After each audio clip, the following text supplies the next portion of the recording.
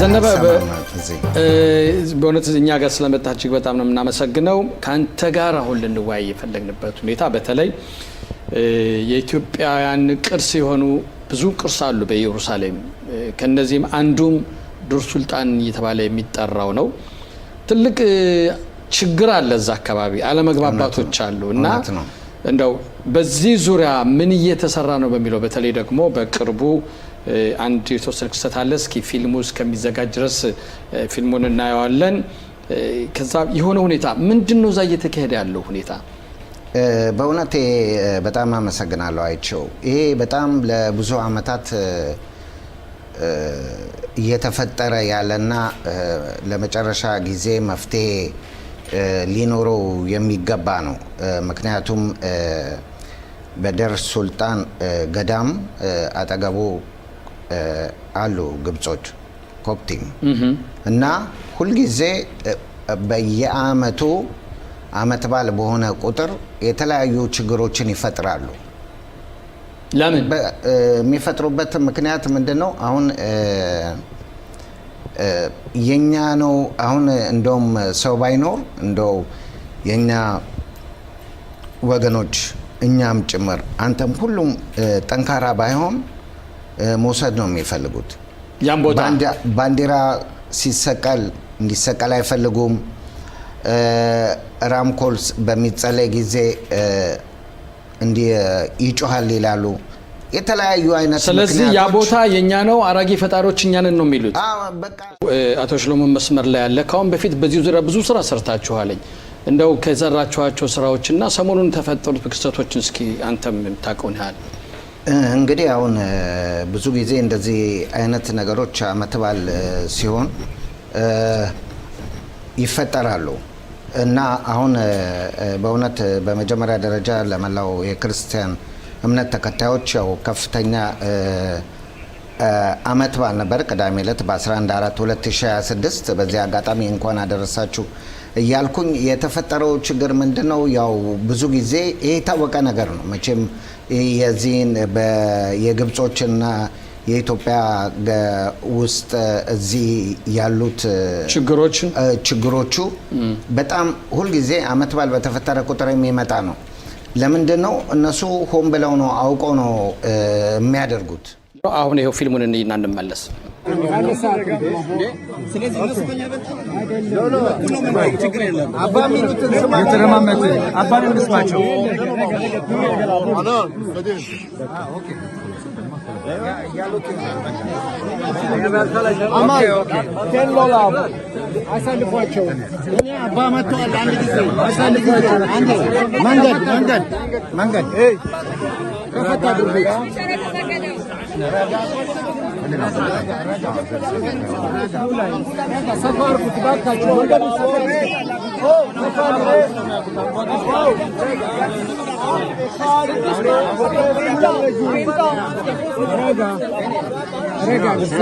אתם דוחים אותי. בחייאת.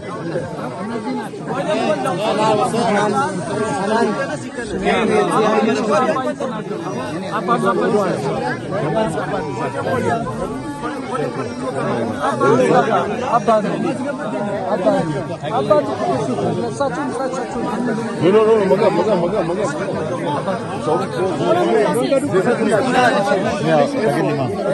ספור, הוא רוצה לספור. הנה, הוא יספור. ستة حبيبي. لا أبا ستة. كل ما אנחנו פותרים את זה. סחב לי כהות, סחב לי הסמגה. סחב לי לא כהות. כל. אני מטפל. מגע בחוץ. אני מוציא את כל החוץ. עלינו.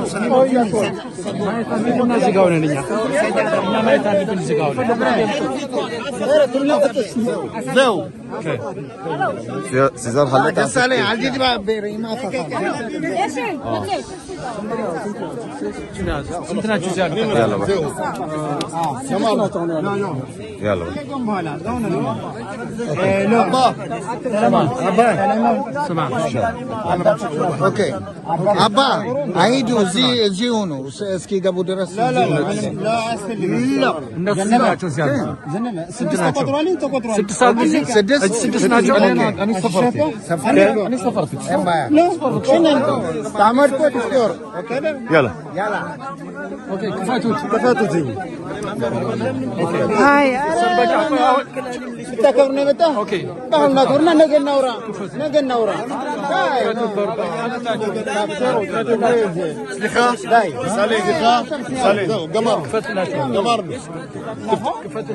تعذروا لي أتم تعذروا لي بكشة تعذروا لي نجمار الزيت يلا يا عمي حكي خلاص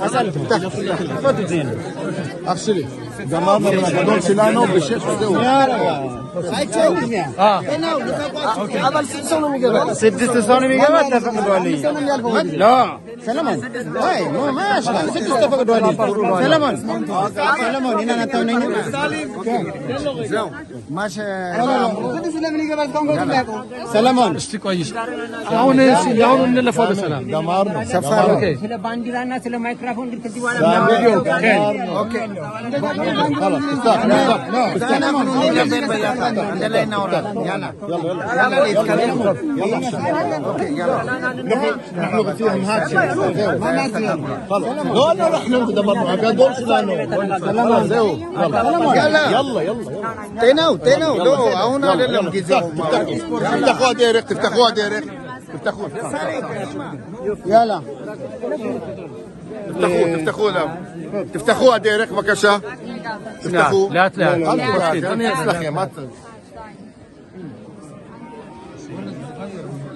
معلش لا داي ايه كم سنه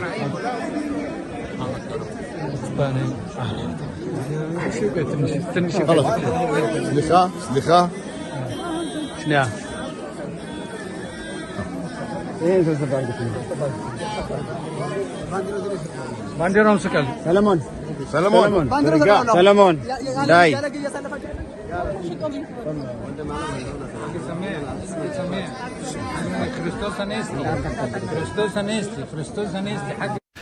እንግዲህ በፊልሙ እንደተመለከትነው በየአመቱ ማለት ይቻላል ይሄ አይነት ክስተት ይከሰታል። እንዴት ነው ለአንድና ለመጨረሻ ጊዜ እልባት ሊሰጠው የማይገባበት ምክንያቱ ምንድን ነው? ምክንያቱ እንግዲህ ከዚህ በፊት በዚህ አጋጣሚ የገዳሙን መጋቢ አባ ተክለ ሃይማኖትን በእውነት ከልብ ላመሰግናቸው እወዳለሁ። በዚህ ቀን በተፈጠረው ችግር ትልቅ መፍትሄ አምጥተው በሳቸው ትእዛዝ ማድረግ የሚገባንን ነገር አድርገናል። እንደዚሁም የስብከተ ወንጌሉ አባሎች በእውነት ከልብ ላመሰግናቸው እወዳለሁ። እንግዲህ እኛም በቦታው ያየነው ነገር ነው። ይሄ ነገር ከዚህ በፊት የቀድሞ ፓርላማ አባል የነበረው አቶ ሽሎሞ ሞላም ሆነ የቀድሞ የፓርላማ አባል የነበረው አቶ ጋዲ ይባርከን በነሱም ሰዓት ብዙ የተለያዩ ነገሮች ተፈጥረው ባላቸው አቅም ይሄ የኢትዮጵያን ቅርስ በመሆኑ ማድረግ የሚገባቸውን ነገር አድርገዋል። ከዛም በኋላ ደግሞ በመነጋገር ምንድነው መፍትሄው ምንድነው ማድረግ ያለብን በማለት የተለያዩ መፍትሄዎች ይፈለጉ ነበር። የዚህን አመት ግን ያው እንደዚህ አይነት ችግር ይፈጠራል ብሎ ያሰበ ስላልነበረ ሁልጊዜ አለ ኻሻሽ ማለት ግምት አለ።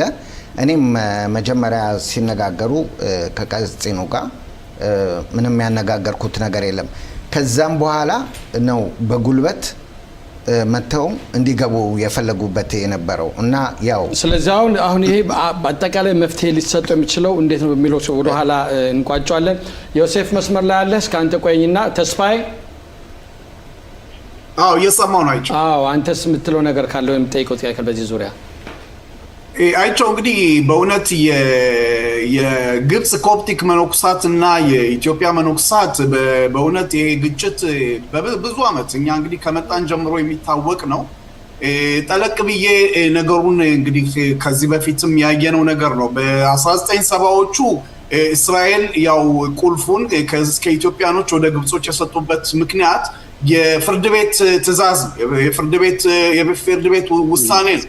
ይሄን የፍርድ ቤት ውሳኔ የእስራኤል መንግስት እንግዲህ በዛን ጊዜ የነበረው በኃይል ለመቀየር ለኢትዮጵያን መርዳቱ ራሱ ስህተት ነው የሚል ንግግር ተናግሮ ቁልፎቹን እንደገና ወደ ግብጾች እንዲሄዱ ተደርጓል። እንግዲህ ይሄ ነገር በእውነት ትንሳኤ በመጣ ቁጥር ግጭቶች ከመድረሳቸው በፊት ነገሩ በፍርድ ቤት ውስጥ ውሳኔ የተወሰነ ስለሆነ ይሄ የግል ሰዎች መጥተው የሚጋጩበት ምክንያት ሳይሆን በዲፕሎማሲ እና ያው በቤተ ክርስቲያኗ ስም ይሄን ነገር መፍታት አለባቸው የሚል ሀሳብ ነው የምሰጠው። እሺ ያጠቃለን እንምጣ። ዮሴፍ አለ መስመር ላይ አለው። እስኪ አንተ ለመጨረሻ ነው አጠቃላይ የምትለው? ኦኬ ወንድማችን ጋዜጠኛ ተስፋው እንዳለው እስካሁን በፊት በሰባዎቹ ፍርድ ቤት ቁልፉን መጀመሪያ አስቀድሞ እስራኤል ስትቋቋም በ1961 የኦቶማን ቱርክ የጆርዳን ንጉስ ለኢትዮጵያን የፈረደበት የፍርድ ማስረጃ እንዳለ አውቆ ያንን ማስረጃ አብነት አድርጎ ቁልፉን የተዘጋውን በሮች ከፍቶ ለኢትዮጵያኖች ሰጥቶ ነበር። በኋላ የግብጽ ከፍተኛ የዲፕሎማሲ ስራና ጫና በመስራት በወቅቱ የነበሩ ፓትርያርክ የግብጽ ፓትርያርክ ትልቅ ተጽዕኖ በማድረግ በክርክር እንደገና ቁልፉ ወደ ግብጾች እንዲመለስ ተደርጓል እና ትልቁ መፍትሄ በወቅቱም ደግሞ እስራኤል ከግብጽ ጋር የሰላም ስምምነት ያደረገችበት ስለሆነ የእስራኤል መንግስት ለግብጾች አድልቶ ቁልፉ እንዲመለስ ተደርጓል። አሁንም ይሄን ጉዳይ ማድረግ የሚቻለው በዲፕሎማሲና በዲፕሎማሲ ስራ ነው። ሁልጊዜ እነሱ ብዙ ቱሪስቶች በመጡ ቁጥር ክርስቲያኖች በበዙ ያ ቦታ ክርስቲያኑ በተሰበሰቡ ቁጥር አይናቸው ደም ነው የሚለብሰው። ምክንያት ፈልገው በትልቁ ነው ለፖሊስ ጣቢያ የሚደውሉት። ችግር ነው የሚፈጥሩት። አንዴ በሩም የራሳቸው ቀለም ይቀቡታል፣ አንዴ ባንዲራ አውርዱ ይላሉ፣ አንዴ ድንኳን መትከል አትችሉም ይላሉ። ምክንያት ነው የሚፈልጉት። የነሱ ለመሆኑ እንዲታወቅላቸው የማያደርጉት ጥረት የለም። ዋና አቋማቸው ምንድነው? ይሄን ገዳም ከምንመለስ ኢትዮጵያ ውስጥ 150 ኢሌክሽን ሰርተን ብንሰጥ ይችላል የሚል አቋም ነው ያላቸው ግብጾች። እሺ ዮሴፍ አመሰግናለሁ። አቶ ሽሎሞ ይሄ ነገር መፍትሄ እንዲያገኝ ከተፈለገ በእርግጥ ዮሴፍ ያለው ነገር አለ። ብዙ ጊዜ የእስራኤል ሀገር መንግስት ወደ ግብጾች የዲፕሎማሲ ሁኔታ ያደላን አይተንዋን። እኔም እንኳን ባደረጉበት አክቲቪቲ የሚገርምህ ያችን የፖሊስ ጣቢያ በምናሰራበት ጊዜ የግብጾች ፓትርያርክ ለሙባራክ ደውለው ሙባራክ ለይሁድ ኦልመርት ደውሎ ኤውድ ኦልመርት እኔንና አቢ ዲክተርን ከስብሰባ ጠርቶ በዚህ በዱር ስልጣን ምክንያት ምን ነገር ተፈጠረ ተብሎ እኔ አስረድቼ ነገሩ እንዲቀዘቅዝ ሆኗል። ያም ከዛ በኋላ ነው ያው የፖሊስ ጣቢያ የተቋቋመው ማለት ነው። አሁንም ቢሆን መደረግ ያለበት ግብጾችን ያላቸውን ይዞታ እንዲመልሱ በህግም በዲፕሎማሲም በዓለም አቀፋዊ ጫናዎችም የቅርስ ድርጅቶች አሉ። በዚያ አማካኝነት አቶ ዮሴፍ ያሉ ሰነዶች አሉ እነሱ የሚላቸው ማለት ነው። ስለዚህ ያኔ ምናልባት በ70 ዓመተ ምህረት የተወሰነ ውሳኔ አሁን ላለበት ሁኔታ ሬሌቫንት አይደለም። ግን ይህን ስራ ለመስራት አሁንም ቢሆን መተባበር አንድ መሆን አስፈላጊ ነው። ይሄ የሃይማኖት ጥያቄ አይደለም፣ የይዞት ጥያቄ ነው። አሁን አቶ ሽሎሞ እንዳልከው የኢትዮጵያን ሀብት ማስከበር ስለሆነ አቶ ሽሎሞ ላይ ጨምረህ እንድትመለከቱ ፈልጌ ነው። አንዳንዶቹ ይህን በቀጥታ ከሃይማኖቱ ጋር ያገናኙና እኔ ምን አገባኝ የሚሉ አሉ። ለእነሱ ስለምን ትላቸዋለህ ማለት ፈልጌ ነው። በጭራሽ ሊሆን የማይችል ነገር ነው። ምንም ግንኙነት የለውም። ይሄ ዱር ስልጣን ለኢትዮጵያ ህዝብና ለኢትዮጵያ የተሰጠ ነው። እኛ ከዚህ ሀገር ከመምጣታችን በፊት ነው። የኢትዮጵያ ሀብት ነው። እኛ እንደ ቅድም ከመግቢያ ብያለሁ፣ አያት ቅማቶቻችን የኢትዮጵያን ሀብት አስከብረው ሲኖሩና ሲሞሉላት የመጡ አገር ነው። የኛም ይዞት አለን። ያ ማለት እኔ ነገ እዛ ቦታ ሄጄ ጾልታለሁ ማለት አይደለም። አማኝ መጥቶ ይጾልትበት ያ ቦታ የነፃ ቦታ ነው መሆን ያለበት። አንድ ፕሮፐርቲ አንድ ሀብት ደግሞ አለ ምክንያት ወደ ሌላ ሀገር መተላለፍ የለበትም። ግብጾች የፖለቲካ ጫናቸውን የሀያልነታቸውን እያስፈራሩ የቀረችውን ለመውሰድ ነው ጥረት የሚያደርጉን። ያ ብቻ ሳይሆን እንዲያውም የወሰዱት ሀብት እንዲመለስ መሰራት አለበት ነው የምለው። ብዙ ከዛው አካባቢ ለሚያውቅ ሰው በጣም የሚገርም ነው የማያስገ ስለዚህ አሁን ግብጾች በነገራችን ላይ አሁን የሚያደርጉት ትግል ከአባይ ግድብ ጋርም የሚያደርጉት ተለይቶ አይታይም። ማለት እነሱ ሁልጊዜም ኢትዮጵያን በመጥፎ ዓይን የሚያይ አገር ነው። ስለዚህ አሁን እንደዛ ስለሆነ ይሄ ነገር አሁንም ቢሆን ነው ጥሪ የማደርገው ሰዎችን የሃይማኖት ጉዳይ አይደለም ይሄ የሀብት ጉዳይ ነው ሀብትን የማስከበር ነው ክብርን የማስከበር ጉዳይ ስለሆነ ሁሉም ተባባሪ መሆን አለበት እንደው መረጃዎችና ማስረጃዎች ካሉ ይሄን ያደረጉ ሎቢ ማድረግ አስፈላጊ ነው በእውነት ይሄ ቦታ ብቻ ሳይሆንም ኢየሩሳሌም ውስጥ በጣም ብዙ ዘነባንተም ቢሆን ባልተስካክለኛል ክሳት ብዙ ቦታዎች አሉ የኢትዮጵያ ቅርስ ይሆኑ እንደ ትምህርት ሚኒስተር ብንወስደው ድሮ ሂሌኒያ ማልካሚል ሬዲዮ ጣቢያዎች ሲሰራጭበት የነበሩና ሌሎች ብዙ ቦታዎች ቅርሶች የተወረሱም አሁን አሉና ያንም በሙሉ በመመልከት በእውነት ይሄ የቅርስ ጉዳይ ስለሆነ በከፍተኛ ደረጃ እንቅስቃሴ ሊደረግ የሚገባው ሁኔታ ነው ዘነበ አሁን እንግዲህ እውነት ነው አሁን የኛ ሰዎች ይሄ ሃይማኖት ሳይሆን የቅርስ ጉዳይ ነው ያገባናል ለሚላውን በተሳሳተ አመለካከት በተለያየ አይነት አነጋገር የሚናገሩ አሉ ይሄ ማለት የኢትዮጵያ ቅርስ ነው ለካውን እንዳልከው የተለያዩ ቦታዎች ዝም ብለው ተወስደዋል ስለዚህ እኛ ደግሞ አንድ ላይ ተባብረን አንድ አይነት ነገር እስካላደረግን ድረስ ወደፊት ሊፈጠሩ የሚችሉትን ነገሮች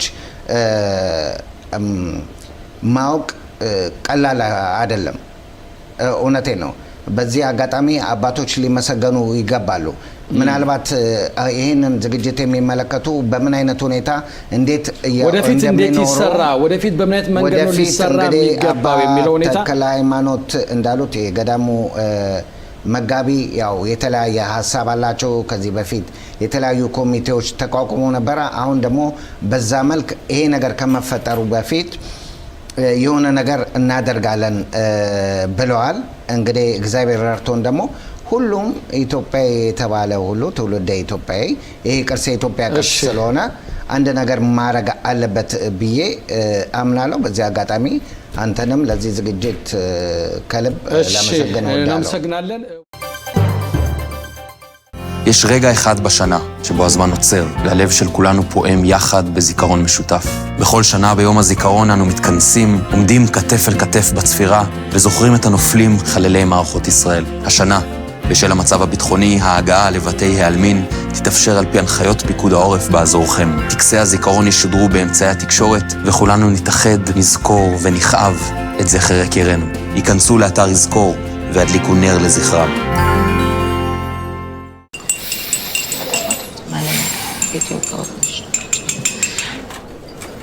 היי, אני שמחה שחזרת אלינו. כן, הייתי חייב לצאת מהבית. כן, חייבים להמשיך הלאה.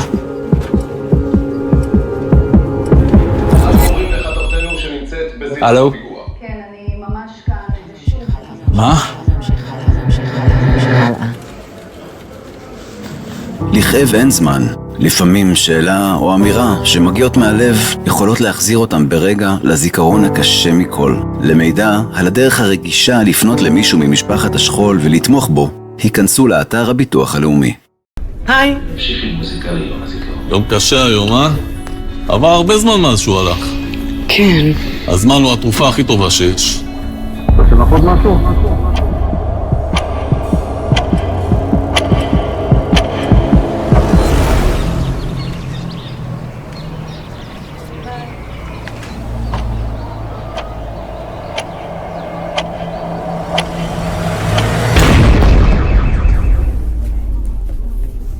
לכאב אין זמן. לפעמים שאלה או אמירה שמגיעות מהלב יכולות להחזיר אותם ברגע לזיכרון הקשה מכל. למידע על הדרך הרגישה לפנות למישהו ממשפחת השכול ולתמוך בו, היכנסו לאתר הביטוח הלאומי. ጤና ይስጥልን አቶ መላኩ። ጤና ይስጥልኝ የቀድሞ የክኔሴት አባል ሽሎሞ ሞላ እንዲሁም ለጋዜጠኛ ጋሽ ተስፋዬ ጤና ይስጥልኝ ብያለሁ። በጣም እናመሰግናለን ፈቃደኛ ሆነ ዛሬም ቢሆን ወደዚህ በመምጣትህ። በነገራችን ላይ ዛሬ ያው 6 ሚሊዮን ይሁዶች የተጨፈጨፉበት ቀን ስለሆነ ያው እናስታውሳቸዋለን። በእናንተ አካባቢ ምን አይነት መዘክር ተደርጓል? ይህን በተመለከተ እንግዲህ በእስራኤል ሕግ ካሁን በፊት 6 ሚሊዮን ይሁዶች በጀርመን ናዚ የተጨፈጨፉ መታሰቢያን ባስመለከተ ሁሉም ሀዘን ላይ ነው። ሁሉም ሻማውን ያበራል። ሁሉም ደግሞ በጣም እንትን እያዘነን ያለ በዛን ጊዜ በወቅቱ ምን እንዴት አይነት ችግር ነበር እንዴት አይነት ጀርመኖች እንዴት አይነት ጭካኔ ቢኖርባቸው ነው የሚል ሀዘን ነው ህዝቡም እየገለጸ ያለ። በጣም ጥሩ ነው። ያው አዛካ የመታሰቢያ ድምጽም እንደዚህ ሰምተናል። ለ2 ደቂቃ ያህል ሁሉም ቁም ሆነው እንደዚህ ያዘ መግለጫውን የሰጠ እና እንግዲህ ያው በወቅቱን በተመለከተም እንግዲህ ትንሽ አፍሳካ ትንሽ በመሆኑ ይሄ የ2 ሳምንት የተኩስ አቁም ስምምነትን በተመለከተ ህዝቡ አሁን ጥሩ ደረጃ ላይ ነው ያለ። እንዳይመለስም እየጸለየ ነው ሁሉም። ኦኬ፣ ይህን ከዚህ ተያይዞ በእናንተ አካባቢ አሁን ካለው የጸጥታውን ሁኔታ አንተ ተናግረዋል። ሰላም ነው አሁን። ግን ሰው አሁን በተለይ አሜሪካና ኢራኖች የሚያደርጉት ድርድር ውጤታማ ስላልሆነ እስካሁን ድረስ በእርግጥ የጦር ማቆሙ ሁኔታ ለተወሰነ ጊዜ እንዳለ ቢሆንም ህዝቡ ፍርሃት ላይ ያለው ጦርነቱን ነገር አይታደሳን ተብሎ ወይስ እንዴት ነው? ህዝቡ በእርግጥ የታደሰ እንዳይታደስ ነው ሁሉም ነገር ያው ተጠንቀቅ። ጦርነት ማንም ሰው አይፈልግም። እንግዲህ እንደምታስበው ማንም ሰው ጦርነት የሚፈልገው የለም። አንዳንድ ምን አለ መሰለህ ይሄ የሚወረወረው መሳሪያ በጣም ከባድ ስለሆነ ፎቆችን የመደርመስ ኃይል ስላለው ፍራቻው አለ ከህዝቡ ላይ። ብዙ ደግሞ የስነልቦና ችግር የደረሰባቸው ከሽማግሌ እስከ ህፃን ድረስ አለ። ነገር እንዳይመለስ ሁሉም ይጸልያል። ፍራቻው እንዳለ ነው ያለው። ፍራቻው እንዳለ ነው ማለት ግን ሰው ሙሉ በሙሉ ወደ ስራ ገበታው ተመልሷል ወይስ ትምህርት ቤቶችም ልጆች ወደ ትምህርት ቤት ሙሉ ተመልሰዋል? መዋለ ህፃናትም ትምህርት ቤቱም ሰራተኛው በሙሉ ለምሳሌ እናንተ ሆስፒታል እንኳን እናንተ ስራ ስለምትሰሩልም የተዘጋ አይመስለኝም። ግን ሌላው ማህበረሰብ ወደ መደበኛ ስራ ተመልሷል። እንግዲህ ስራን በተመለከተ አስፈላጊ የሆነ ቅድም መግለጫ ተሰጥቷል። አስፈላጊ የሆኑ ብቻ ካልሆነ ሌላ ስራ ዝግ ነው ተብሎ መግለጫ ተሰጥቶ ነበር። ለምሳሌ እንደ ሆስፒታል እነዚህ ህይወት አድን ነገሮች በሙሉ ስራ እንዳልተቋረጠ ይታወቃል። እኛም ሆስፒታል ነው የምንሰራ። ሆስፒታላችን ያው እየሰራን ነው በወቅቱ። ሌሎች ግን ያው ዝግ ነበር። አሁን ግን በሙሉ ስራም ተከፍቷል። ትምህርት ቤት መዋለ ህጻናትም ተከፍቷል። የትልቆች ትምህርት ቤትም ተከፍቷል። ሁሉም በስራ መስኩ እየተሳተፈ ነው ያለ። እንግዲህ እግዚአብሔር ይመስገን ደህና ነን። እንግዲህ በብርሸባ ያለው የጸጥታው ሁኔታ በጣም አሪፍ ነው፣ ደህና ነው። ሁሉም ነገር ሰላም ነው። ገባኝ። ከዚህ ተያይዞ በእናንተ አካባቢ አሁን የአዛ ጦርነት ሁኔታ ሁሉም አሁን የኛ ወታደሮችም አንዳንድ እርምጃዎችን እየወሰዱ ነው። ይህን በተመለከተስ ምን የምትለው ነገር አለ? ስለ አዛው ምናልባት ተመልሶ የኛ ወታደር ወደ አዛ ውስጥ ይገባና ጦርነቱን ያካሂዳን? ካካሄደስ እናንተ አካባቢ በደቡብ አካባቢ ምን አይነት ተጽዕኖ ሊፈጥር ይችላል? ሰው በዚህ ጉዳይ ይወያያን ያነሳን እንዴት ነው? በዚህ ጉዳይ ህብረተሰቡ ይነጋገርበታል።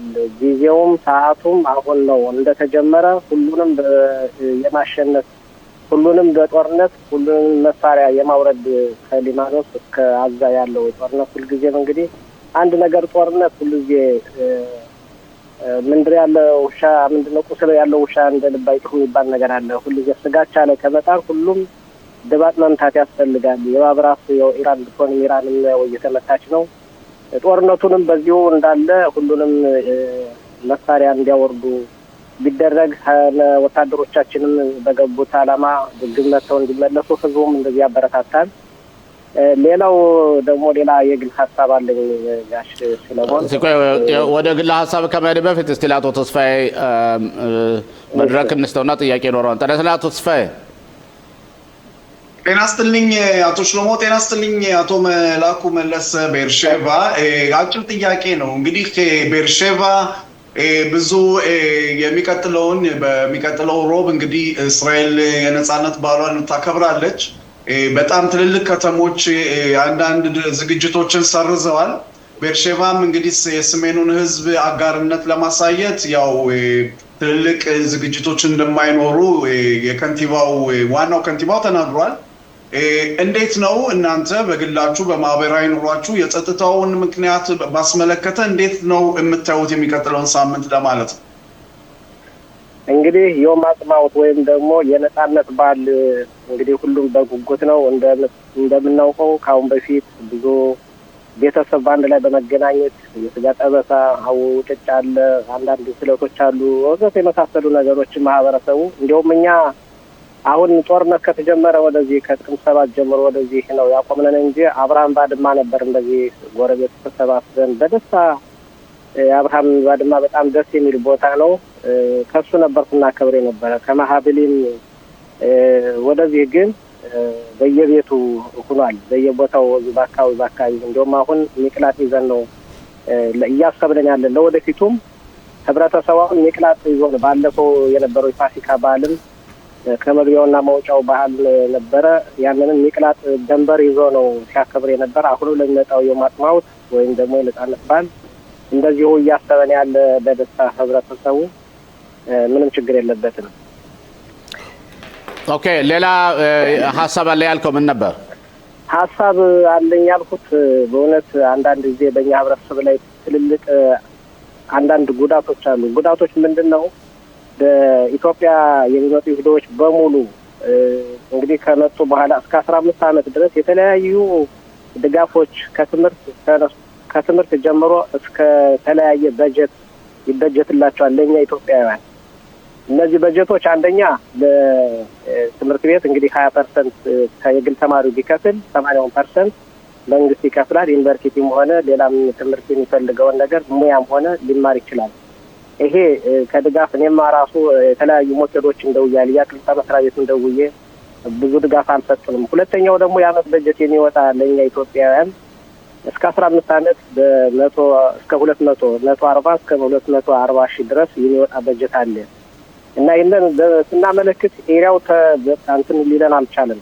ይመልሰዋል በዚህ የዓመቱ በጀት እንትን ሲል ለኛ ሰው ተስፋ ስንት ሽማግሎች አሉ፣ ስንት አሮጎች አሉ የሚሰጣቸው፣ ስንት ላይብራሪ በየትምህርት ቤት ከሰዓት በኋላ ተመልሶ የሚማሩበት ቦታ ይሁላል ስንጠይቅ የኤሪያውም ከዚህ ላይ ምንም እንትን አላለንም፣ ተስፋ አልሰጠንም እና ይሄ በእናንተ ጉዳይ አንዳንድ ነገር ቢታይልን ሪፖርት እንዲደረግ የተሻለ ነው ማለት። ኦኬ ማሳሰቢያውን ተቀብለናል። ወደ መጨረሻ ላይ አንድ ጥያቄ ልጠይቅና ከዚህ እንጨርሳለን። ባለፈው በርሸባ አካባቢ በተለይ በርሸባ ሆስፒታል ላይ ኢራኖች ሚሳኤል ተኩሰው ሆስፒታሉን በከፍተኛ ደረጃ ጎድተውት ነበርና ያ የተጎዳ ቦታ እንደገና ተመልሶ እንዲሰራ ወይም እንዲገነባ ተብሎ ነበርና እዛ ላይ አሁን ያለው ተመልሶ እንደገና የመገንባት ሁኔታ ምን ደረጃ ነው ያለው? እሱ በይበልጥ የተመታው ፎቅ እዛ ላይ የተመታው አሁን ካቶ የሚባል ትራክተር ረጅም ትራክተር አለ። እሱ ሰሞኑን አፈራርሶት ደህና የቀሩት እንደዚህ በመንቀጥቀጥም ሆነ የተደራረሱ ፎቆች ተጠግነዋል። ግን እሱን አሁን ሰሞኑን አፍርሰው ጨርሰውታል። ኑሮ ግንባታ እየጀመሩት ነው። ሌላም ደግሞ ሌላ ፎቅ በዛው ሌሎችንም ገንብተዋል። አሁን ሁሉንም ያው በግንባታ ላይ ያለ የፈረሱን ጠቅለው ጨርሰው ወደ አዲስ ግንባታ ላይ ናቸው ያሉ። አሁን ያ ማለት ሆስፒታሉ ምንጊዜም ቢሆን 100% የስራ አገልግሎቱን አልቀነሰ ማለት ይቻላል እንዴ? በይበልጥ እንደውም ዶክተሮች አሁን እየበዙ ናቸው። ፎቅም ደግሞ በይበልጥ ሌላም ፎቆች ተሰርተዋል። በወቅቱ በዚህ በሁለት ዓመት ውስጥ ራሱ ሌላ ፎቅ ደግሞ ተሰርቷል። ልክ ማማድን የመሰለ በጠንካራው ሁኔታ የታነጸ ለልጆችም ሆነ ለታማሚዎች ለወላጆችም ሆነ ለታካሚዎች የሚያገለግል አዲስ ከነበረው አሮጌ ፎቅ ወደ አዲሱ ፎቅ እየተባለ ያው እንግዲህ ስራ እየጨረሱ ናቸው። ሌላ ፎቅ ማለት ነው ከዩኒቨርሲቲው አጠገብ። ኦኬ እና በአገልግሎት እየሰጠ ነው ሙሉ በሙሉ። ኦኬ አቶ መላኩ በጣም እናመሰግናለን ላደረግልን ተሳትፎ። በእውነት ብዙ ጥሩ መረጃዎችን ሰጥተን የተሰጠው ነው ሀሳብም ማሳሰቢያም ተቀብለናል። አብረን ስለቆየ በጣም አመሰግናለሁ። እኔም አመሰግናለሁ። ኦኬ היי. יום קשה היום, עבר הרבה זמן מאז שהוא הלך. כן. הזמן הוא התרופה הכי טובה שיש. רוצה לחוד משהו?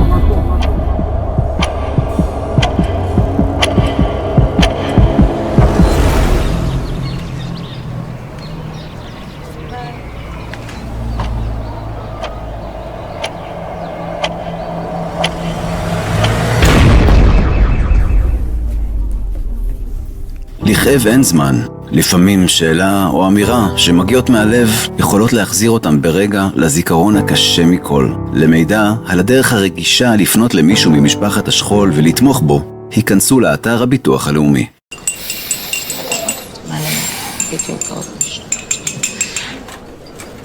היי, אני שמחה שחזרת אלינו. כן, הייתי חייב לצאת מהבית. כן, חייבים להמשיך הלאה.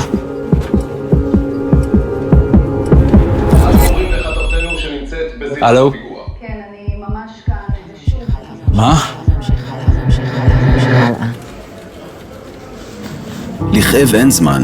לפעמים שאלה או אמירה שמגיעות מהלב יכולות להחזיר אותם ברגע לזיכרון הקשה מכל. למידע על הדרך הרגישה לפנות למישהו ממשפחת השכול ולתמוך בו, היכנסו לאתר הביטוח הלאומי.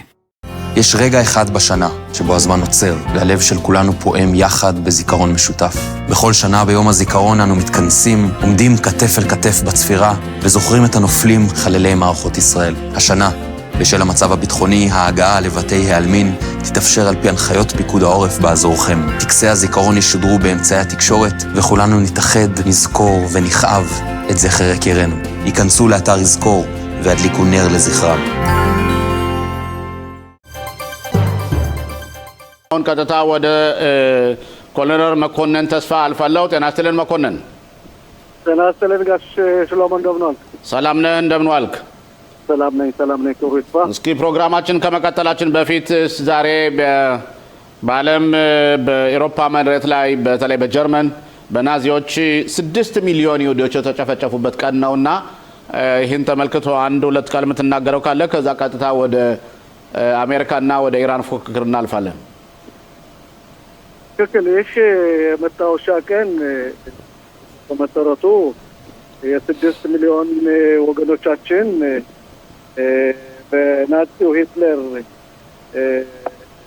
ውሳኔ ወደ 3 ዓመት ያህል በተለያዩ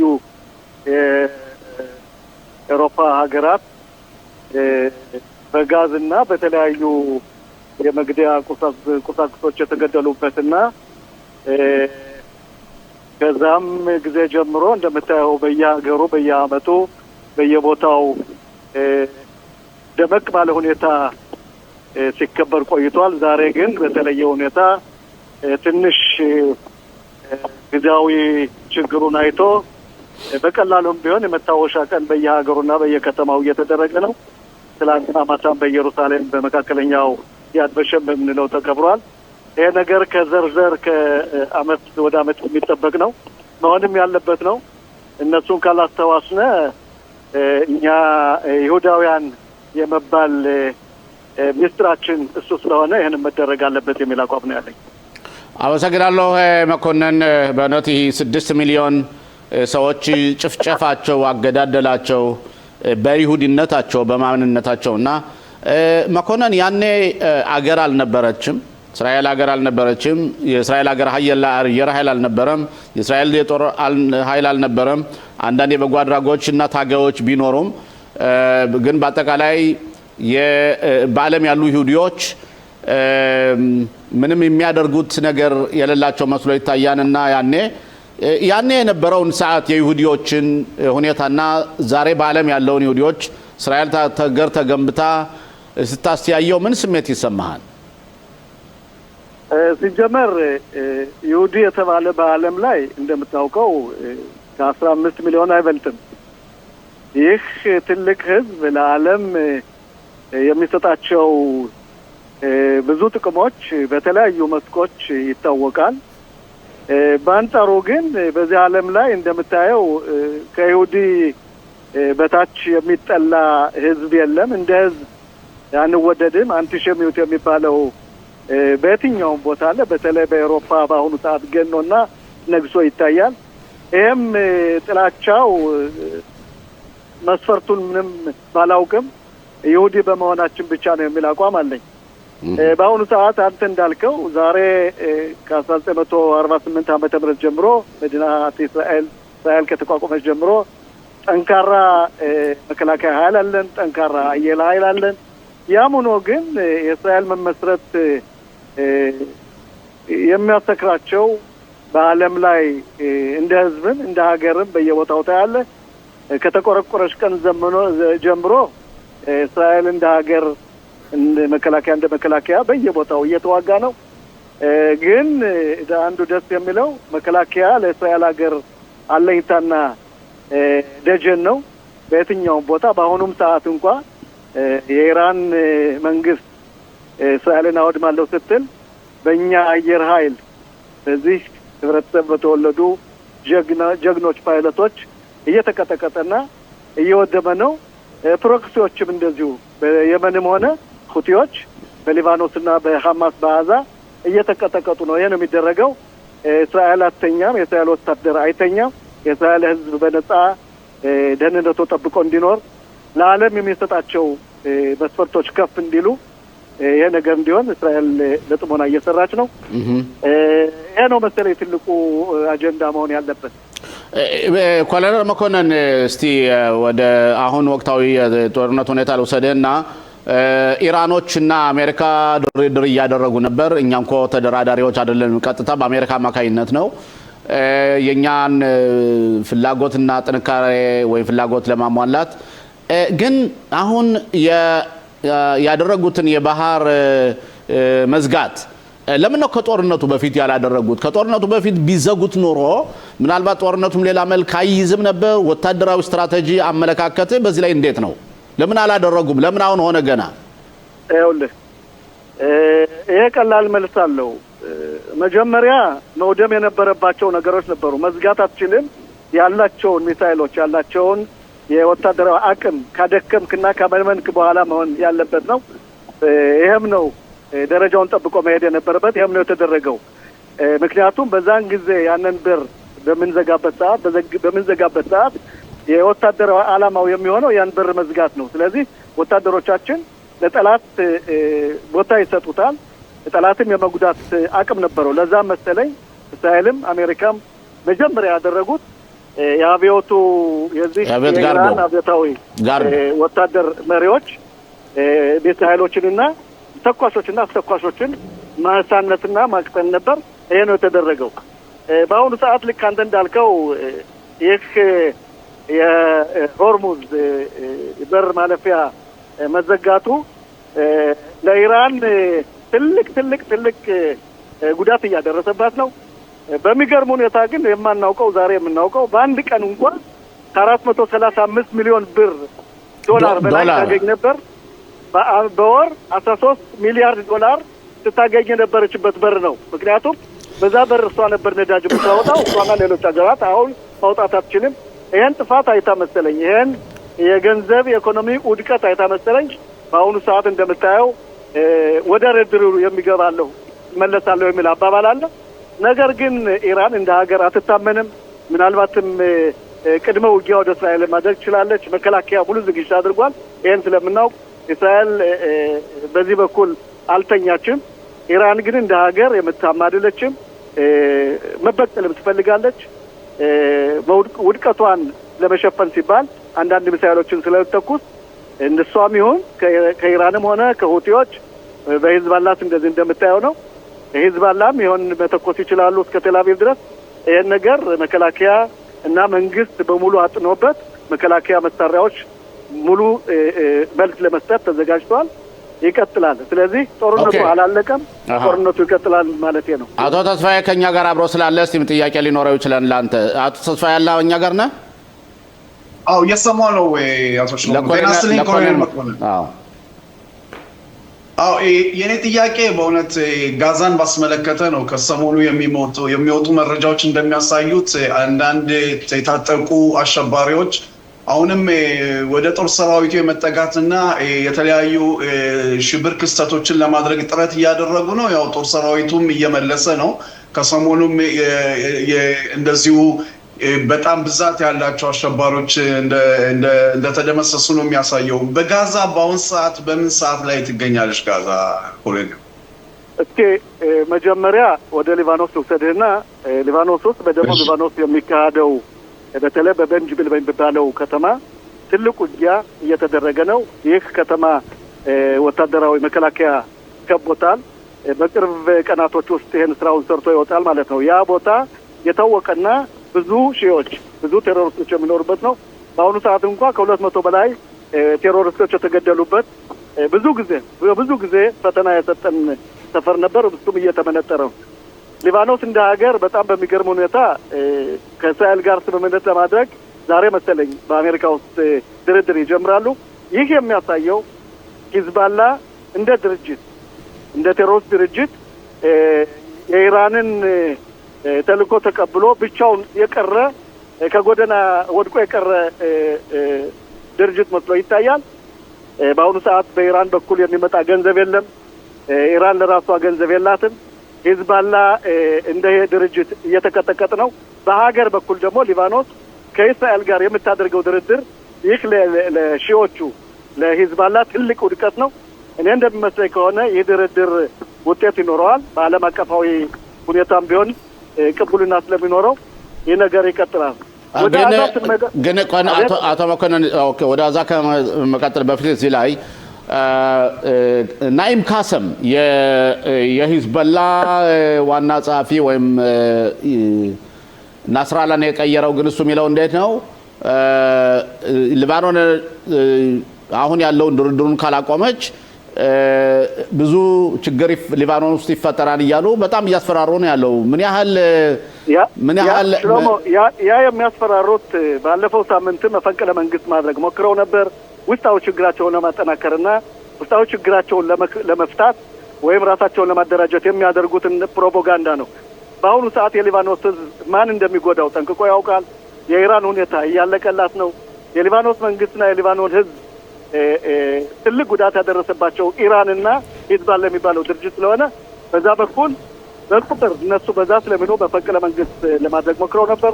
በተለይ ግን የፓርላመንቱ አባል የሆኑት ኤልያስ ቤሪ የሚባሉት በእሳቸው ላይ ትልቅ ተጽዕኖ አለ። በአሁኑ ሰዓት በአረባት ሀገራት ውስጥ ይሄን ነገር እንዲተው ያ የውስጣቸው ውስጣዊ ችግራቸው ነው። ዞሮ እኛን የምንፈልገው ሂዝቦላ በዛ በኩል በሰሜን በኩል ባሉ ሰፈሮቻችን ላይ የሆነም እንዳይተኩስ እንዳይጎዳና ሰላማቸው እንዲጠበቅ ነው። ስለዚህ በዛ በኩል የሊባኖስ መንግስት እና በሂዝቦላ በኩል ፉክክር እንዳለ ይታወቃል። ከአሁኑ ግን የእስራኤል መንግስት ለሊባኖስ መንግስት ትልቅ ውለታ እየዋለችለት ነው። ምክንያቱም ይህን ድርጅት እያዳከመችና እያደቀቀችለት ነው። ከእንግዲህ በኋላ የሚሆነው የሊባኖስ መንግስትና የሊባኖስ ጦር ኃይል ይህን ድርጊት ለመፈጸም ጠንክሮ መስራት አለበት ማለት ነው። ኦኬ ወደ አዛ ወደ አዛ ስመለስ በአሁኑ ሰዓት አንደኛ ሀማስ ትጥቁን ለመፍታትና አንዳንድ መሳሪያዎችን ለማስረከብ ዝግጁ መሆኑ ታውቋል።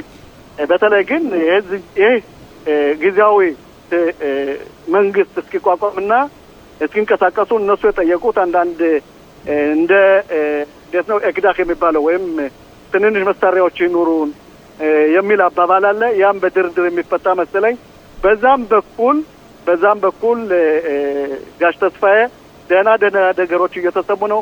በተለይ አንዳንድ አደራዳሪ ሀገራት የራቋቸው የቅራት ጋቱ ኮማንድ በስ አባላት የነበሩ በተለይ እንደ ስፔን የምንላት ሀገር በዚህ ውስጥ ወጥታለች። በዛም በኩል የእስራኤል መንግስት ለጊዜው ቸላ ቢለውም የሰሜኑን በኩል የሊባኖስን በኩል ከቋጨን በኋላ እና የኢራኑን አንድ ነገር ካዛዝነ ወደዛ በኩል ተመልሰን በዛም በኩል ደህና የሚሄድ መስሎ ይታየኛል። ግን የጊዜው ሁኔታ ነው። ዞሮ ሐማስ ይጠፋል ከሀገር አይጠፋም። ዞሮ ሂዝቦላ ይጠፋል አይጠፋም። ኢራን ውስጥ የአብዮቱ ጓድ ይኖራል። ስለዚህ እኛ የምንፈልገው ግን ይህ የሚኖረው አካል ደካማ ሆኖ አቅምና ጉልበት የሌለው እስራኤልን በማይጎዳበት ደረጃ እንዲንቀሳቀስ እንጂ የመጀመሪያውን ጥይት ወይም የመጨረሻውን ሚሳይልና ጥይት እናወጣለን የሚል አባባል ለእስራኤል መንግስትም ለእስራኤል መከላከያም የላቸውም። በዚህ ሁኔታ ነው የምንገኘው። ኦኬ፣ አንድ መጨረሻ ጥያቄ ኮሎኔል መኮንን፣ ሂዝቦላን ትንሽ የመናቅ ሁኔታ እያሳየን አይደለም? ሂዝቦላ ባለፈው ከከፍተኛው ጦርነት በኋላ ሂዝቦላን ቀጥቅጠናን፣ ወቅተናን፣ ደብድበናን እያልን ግን አሁን ሂዝቦላ እያሳየው ያለው ጥንካሬ ትንሽ ሁላችን የሚሆን አስደንቆናልና አሁን ባለንበት ሁኔታ ሂዝቦላን የጦር መሳሪያውን በቀላሉ ሊፈታ ይችላል ብለህ ታስባለህ ማለት ነው? ያለፈውና ያሁኑ ልዩ ነው። በአሁኑ ሰዓት አንደኛ ቦታ ይዘናል። እስከ ቤንጅብል ያልኩ በጣም ብዙ ስንት ኪሎ በነገራችን ላይ ከደንበራችን ስንት ኪሎ ሜትር ነው አሁን የኛ መከላከያ ያለበት? እስከ 10 ኪሎ ሜትር ነው። ቤንጅብል ግን ከኛ ከ7 እስከ 8 ኪሎ ሜትር ናት። ስለዚህ በዛ በኩል በተለይ በሚያሰጋው በኩል ትልቅ ውጊያ እየተደረገ ነው። እስከ 10 ኪሎ ሜትር ድረስ እስከ ሊታኒ ድረስ ወታደሮቻችን ተቀምጠዋል። በዛ በኩል የተለያዩ ቦታዎች መድብደን እስከ 15 ቦታዎች ከአምስቱ ተጨማሪ ባለፈው ከያዝናቸው ቦታዎች 15 ተጨምረው መከላከያ ይቆያል። ይሄ የሚቆይበት ምክንያት አንደኛ የሊባኖስ መንግስትና የሊባኖስ ወታደር ጠንክሮ ስራውን እንዲሰራ ነው። ካልሆነ ግን መከላከያ እንደሚረዳና የሂዝባላ አባል ትጥቁን እንዲፈታ በተለያዩ መንገዶች ይረዳል ማለት ነው። ኦኬ። በዚህ በዛ በኩል መናቅ ሳይሆን ጠላት አይናቅም። ደህና ስራ እየሰራን ነው ነው የምለው። ኦኬ ኮሎኔል መኮንን በጣም እናመሰግናለን። በእርግጥ የሁላችንም ቢሆን ፍላጎት በተለይ የሰሜኑ አካባቢና እስራኤል ሀገር ነፃ ኑሮ እንድንኖርና ምንም ስጋት አልባ የሂዝቦላ የጦር መሳሪያ መፍታትና በተለይ የሊባኖስ አዲሱ መንግስት አሁን ያለው መንግስት ሂዝቦላን ጦር መሳሪያውን ለማስፈታት የሚያደርገው ለራሳቸው ሲሉ እንጂ ለኛ ብለው አይደለም። ግን ያን ካደረጉ በእውነት ጥሩ ነገር ነው ብዬ አስባለሁ።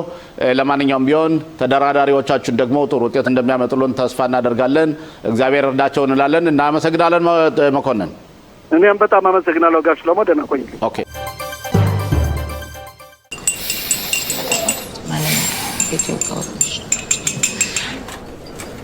היי, אני שמחה שחזרת אלינו.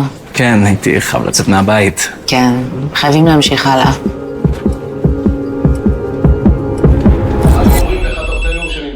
הלו? כן, אני ממש כאן, זה שוב. מה? לכאב אין זמן. לפעמים שאלה או אמירה שמגיעות מהלב יכולות להחזיר אותם ברגע לזיכרון הקשה מכל. למידע על הדרך הרגישה לפנות למישהו ממשפחת השכול ולתמוך בו, היכנסו לאתר הביטוח הלאומי. יש רגע אחד בשנה שבו הזמן עוצר, והלב של כולנו פועם יחד בזיכרון משותף. בכל שנה ביום הזיכרון אנו מתכנסים, עומדים כתף אל כתף בצפירה, וזוכרים את הנופלים חללי מערכות ישראל. השנה, בשל המצב הביטחוני, ההגעה לבתי העלמין תתאפשר על פי הנחיות פיקוד העורף באזורכם. טקסי הזיכרון ישודרו באמצעי התקשורת, וכולנו נתאחד, נזכור ונכאב את זכר יקירנו. ייכנסו לאתר יזכור והדליקו נר לזכרם. היי. יום קשה היום, עבר הרבה זמן מאז שהוא הלך. כן. הזמן הוא התרופה הכי טובה שיש. רוצים עוד משהו?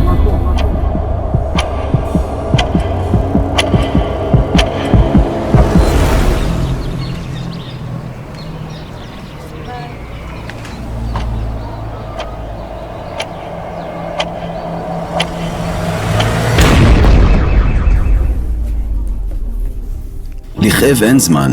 לפעמים שאלה או אמירה שמגיעות מהלב יכולות להחזיר אותם ברגע לזיכרון הקשה מכל. למידע על הדרך הרגישה לפנות למישהו ממשפחת השכול ולתמוך בו, היכנסו לאתר הביטוח הלאומי. አንተ ያልኩ እንዳወራ ይፈቀድልኝ ከወዲሁ እንግዲህ ይፈቀድልሃል። አመሰግናለሁ። እንዴት ናችሁ? ሰላም ናችሁ ወይ? ሰሜኑ የሀገራችን ክፍል አንተ ያለበት አካባቢስ ምን ይመስላል? እኛ ያለንበት አካባቢ ለአሁኑ ደህና ነው። እርግጥ ከኛ ወደ ሰሜን እስራኤል ለምሳሌ በክራችሞኒያ፣ ጽፋት፣ ካርሜል፣ ጋሊል፣ ሽሎሚና ሮሽ አኒቅራ አካባቢ ትናንትና አጀ ነበር። በናሃሪ አካባቢም እነዚህ ያን አካባቢ በእውነት ማዕከል ላይ ቢሆን የሆነ ደወል ተደውሎ ከሆነ ቦታ ገብቻለሁ እና ያንን ቦታ ሄጄ አይቻለሁ። እነዚህ የሰሜን ቦታ የሚገኙት በጣም በጥቃት እየደረሰባቸው የሚገኙ በአሁኑ ሰዓት።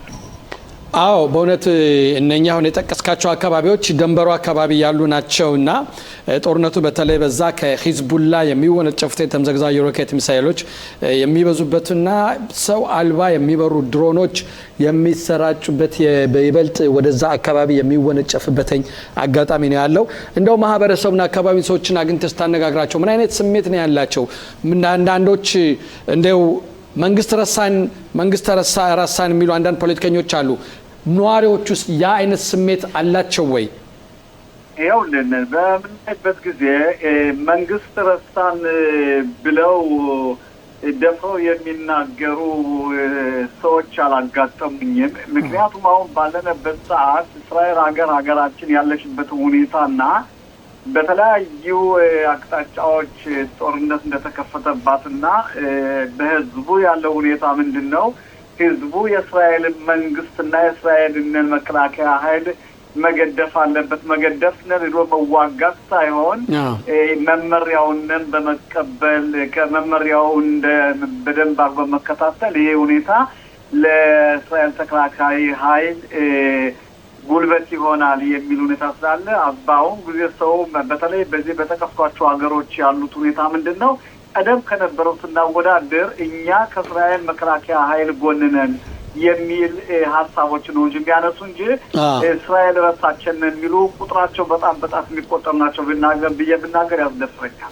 በጣም የሚገርም ሁኔታ ደግሞ በተለይ አሁን እንዳልከው ማጠናከሪያ የሚሆን በተለይ መከላከያ ሰራዊታችን በሊባኖስ በመግባት የእግር ጦሩ አንድ በትናንትና እኔም እንደዚህ በመገናኛ አውታሮች ያየሁት በቴሌቪዥን ያየሁት ጉዳይ አለና አንድ ይሄ ሽብርተኛው ሂዝቡላ የሚጠቀምበት የነበሩት የተለያዩ መሰረታዊ ልማት ያላቸው ቦታዎችና ያን ማፈንዳት ሁኔታ የተካሄደ ነበርና ከዛ ደንበር ውስጥ ነው ዋና አዛዡ መከላከያ ሰራዊቱ ይህ የምናፈነዳው አሁን የምንደረምሰው ህንጻዎች፣ ቤቶች፣ አካባቢዎች የምናጸዳው በተለይ በሰሜኑ የሀገራችን ክፍል ለምትኖሩ ነዋሪዎች ለምትሰጡን በእኛ ላይ ላላችሁ መከታ ለእናንተ ይሁን በማለት ያን ያፈነዳበት ሁኔታና ስናየውም አካባቢ በእውነት እንዴት ይሄ ሂዝቡላ ተቆጣጥሮት የነበረው ቦታና መሰረተ ልማት የነበረበት ቦታ ነው። ከዛ ውስጥ ብዙ የተቀበሩ ማስወንጨፊያዎች፣ ሚሳኤሎች፣ ሮኬት ሚሳኤሎችና ድሮኖች የነበሩበት ቦታ ነውና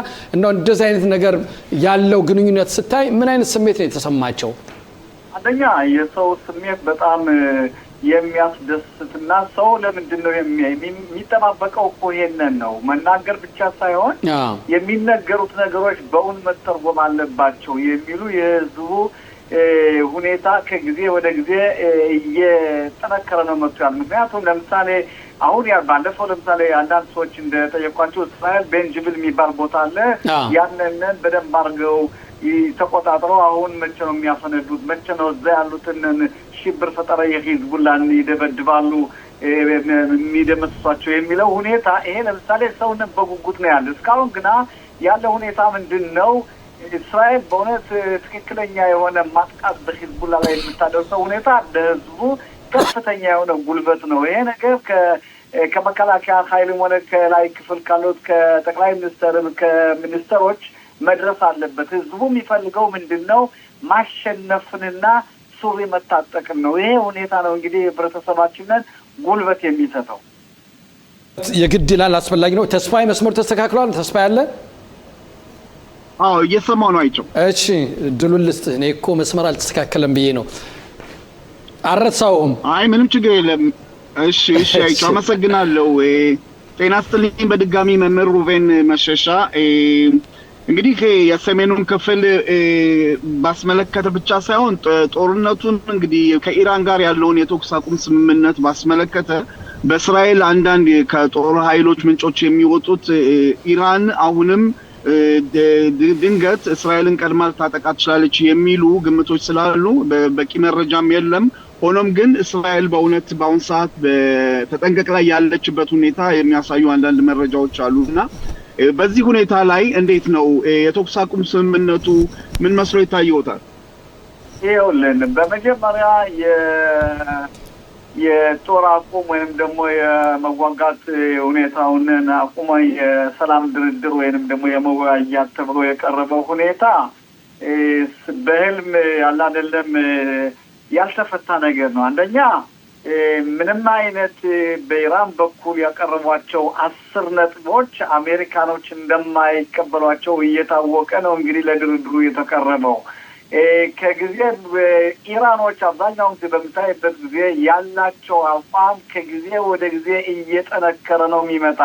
አሁን ውጤቱ እንደሰማነው ከሆነ ይህ ድርድር ሁኔታ እንደፈረሰና ዝም ብሎ ተበትኖ እንደቀረና ያለው ሁኔታ ነው። ይሄን በተመለከተ ሀገራችን እስራኤል ምን አይነት ጥቃት በኢራን ላይ ትወስዳለች የሚለው ሁኔታ ለእኔም ቢሆን ምንም አይነት መረጃ የለኝም በአሁኑ ሰዓት። ነገር ግን እስራኤል ይህንን ነገር በትኩረትና በፎክስ እየተመለከተች የምታደርገውን ቆይተን የምናየው ሁኔታ ነው እንጂ በአሁኑ ሰዓት እስራኤልን ቀደም ብላ ኢራንን ታጠቃለች የሚለው ሁኔታ ለማንም ሰው እስካሁን ድረስ ምንም አይነት መረጃ የለም።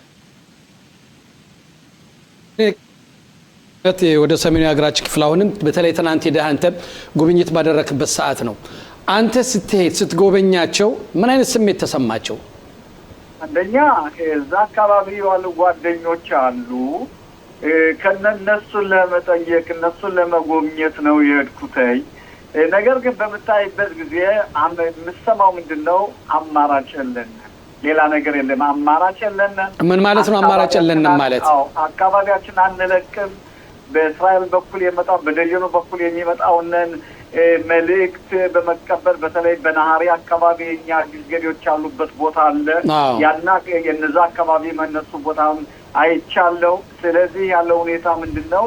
እስራኤል የምታደርገው ጥቃት በሂዝቡላ ላይ ለኛ ለአካባቢው ነዋሪዎች ጉልበት ነው። እኛ ጉልበት እንነጻታለን፣ እስራኤል ደግሞ በተሻላት መጠን ማሸነፍንና ሱሪ መታጠቅ እንድታሳየን እንፈልጋለን የሚለው የሰው ሁኔታ ከነጩም ከኢትዮጵያኖችም ያገኟቸዋል። ይሄን ነገር ነው የምትሰማ። ምንም አይነት ግና ይሄ ተሰበረብን፣ ይሄ ነገር እንደዚህ ሆነ ወይንም ደግሞ ያለው ሁኔታ የኢኮኖሚ ሁኔታ የሚለውን ነገር ብዙ ሲናገሩ አትሰማ። አካባቢውን ለቀና እንውጣም ያሉበት ምክንያት ምንድን ነው? እንደ ሽንፈት አድርገው ስለቆጠሩት ነው ወይስ ምንድን ነው መልእክቱ? ከአሁን ቀደም ያለው ሁኔታ ምንድን ነው? እንደገና በሀገራችን ሁለት ጊዜ ስደተኛ መሆን የለብንም ነው እንግዲህ የሚሉት። ከአሁን ቀደም ለቀው ሄደው አሁን ከ60 በላይ ፐርሰንት መጥተዋል። አሁን እንደገና ደግሞ እነዛ ከ60 በላይ ወደ 40% የሚሆኑት ይመጣሉ የተባለ ቦታው እየተዘጋጀ ሳለ በሂዝቡላ ያለው ጦርነት ያሁኑ ያዝነው ጀመረ። ስለዚህ እኛ ሄደን እንደገና ተመልሰን ወደዛም ወደ ሌላ ቦታዎች የመሄድ የለብንም። በተቻለን መጠን 40% ወደዚህ አካባቢያችን ያልመጡ እንዲመጡና ለነሱ ጉልበት መሆን አለብን፣ ቦታውን አዘጋጅተን መቆየት አለብን የሚሉ ነው የምትሰማ። እና ለቀነዳለን የሚል ምናልባት አንዳንድ ካልሆኑ በስተቀር ያለው ጉልበት እዚህ አካባቢ ነው የምንቀመጥ፣ ለእስራኤል መንግስትም ሆነ ወታደር ጉልበት እንሰጣለን የሚል ሁኔታ ነው የምታዳመጥ። አዎ እዛ መቀመጣቸው በእርግጥ እዛ መቅረታቸውም ለጠላትም ቢሆን እነሱ ለቀቁ ማለት ይሄው ሰግተውን ፈርተውን ለቀቁ የሚል ስሜትና የልብ ልብ ሊሰማቸውም ይችላል እዛ መቆየታቸው። ነገር ግን እዛው ነው ደግሞ ትንሽ መተንፈስ ማለት ትንሽ ለቀቅ የማድረግ ሁኔታም ፍላጎት ይኖራቸዋል። እንደው አንዳንድ ጊዜ እየመጡ ወደ መሀል ከተማ ተዝናንተው የሚሄዱ ሳሉ እንደዚህ አይነቶች ያጋጠማሉ። ይኸውልህ እንደ ማንኛውም እኮ ነው ተዝናንተው መሄድ የምንላቸው እኮ ሁሉን አይቸው ቦታውን ፈርተው አይደለም። ልክ እየወጣን ተዝናንተን በመሀል ሀገር፣ በሰሜን ሀገር፣ በደቡብ ሀገር እንወጣለን እንደምንለው አይነትና እረፍት አድርገው ለመመለስ ነው እንጂ የፍራቻ መንጭቶ የመጣና ህይወት የላትርፍ የሚል ሁኔታ አይደለም ስታየው። እንደው አካባቢው ቤቶች የፈራረሱ ቤቶችን ተመልክተሃል? በዛ አካባቢ ሲያለው በደንብ ተመልክቻለሁ።